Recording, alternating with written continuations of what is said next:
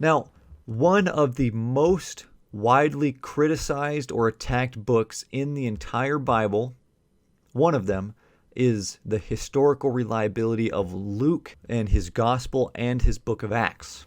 So let's talk about that a little bit. Luke inherited high traditions of Greek historical writings and had access to numerous excellent sources of information about the events with which he dealt, besides being himself present at some of the incidents which he narrates. Of all of the writers, Luke is the only one that names a Roman emperor. He writes of Augustus, Tiberius, and Claudius by name in Luke 2:1, 3:1, Acts 11:28, and 18:2. Emperor Nero is also referred to, but not by name. He is the Caesar to whom Paul appealed to in Acts 25:11. He is called Augustus in 25:21. The birth of Jesus is during the reign of the Emperor Augustus, when Herod the Great was king of Judea at the time of an imperial census, Luke 1:5 and 2:1-2. Luke also mentions Roman governors Quirinius, Pilate, Sergius, Paulus, Gallio, Felix, and Festus. Luke writes about Herod the Great and his descendants, Herod Antipas the Tetrarch of Galilee, the vassal kings Herod Agrippa I and II, Berenice, and Drusilla, leading members of the Jewish priestly caste such as Annas, Caiaphas, and Ananias, Gamaliel, the greatest contemporary rabbi and Pharisaic leader. Luke was remarkably familiar with the proper and specific titles of all the notable figures written about in his writings. Luke also had to be careful as some titles changed over time. A province might pass from senatorial government to administration by a direct representative of the emperor, and would then be governed no longer by a proconsul, but by an imperial legate. Cyprus, for example, was an imperial province until 22 BC, and then became a senatorial province in that year, and it was no longer governed by an imperial legate, but by a proconsul.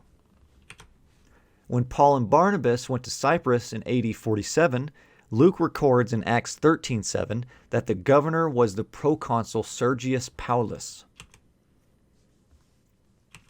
Likewise, the governors of Achaia and Asia are proconsuls because both of these provinces were senatorial.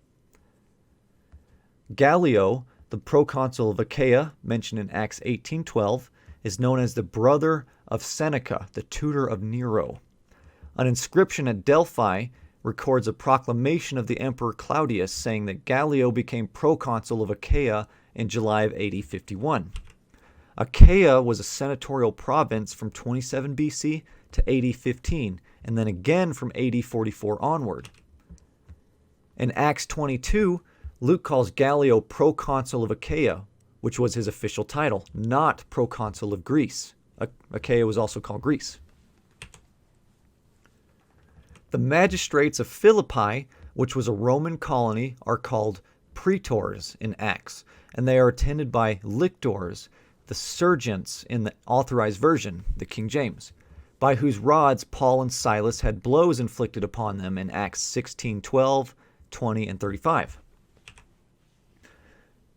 The strict title of these colonial magistrates was duumvirs, but they affected the more grandiloquent title of praetors, like the magistrates of another Roman colony, Capua, of whom Cicero says, although they are called duumvirs in the other colonies, these men wish to be called praetors.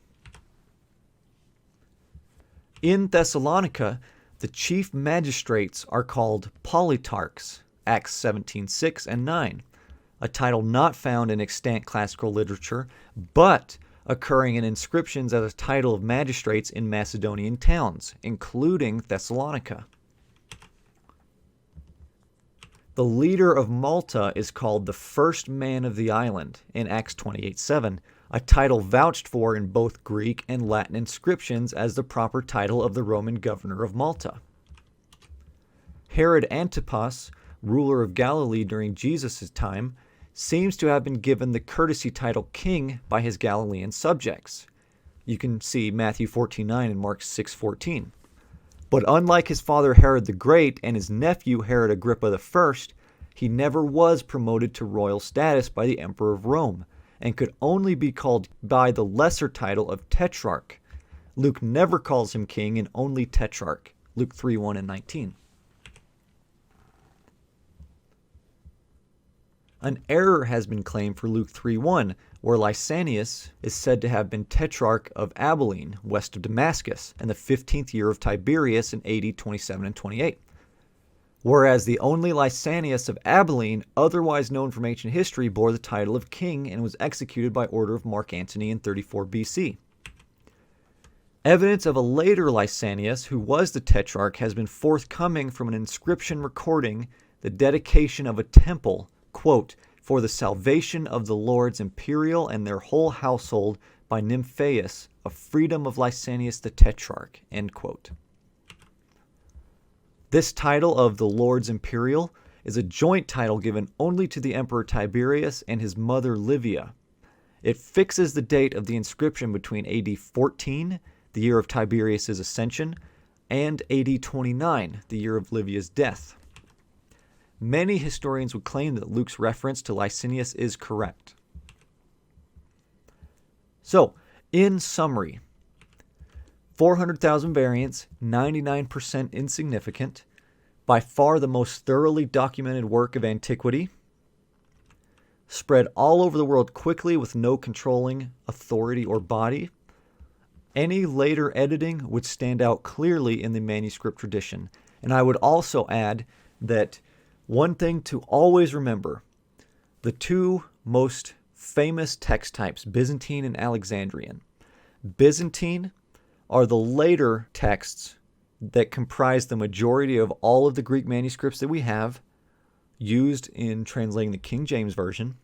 The Alexandrian texts, which are less of the amount that we have, but are the majority of the earliest manuscripts. Alexandrian are used in the translation of modern versions like English Standard, New International, New American Standard, and Bibles like that.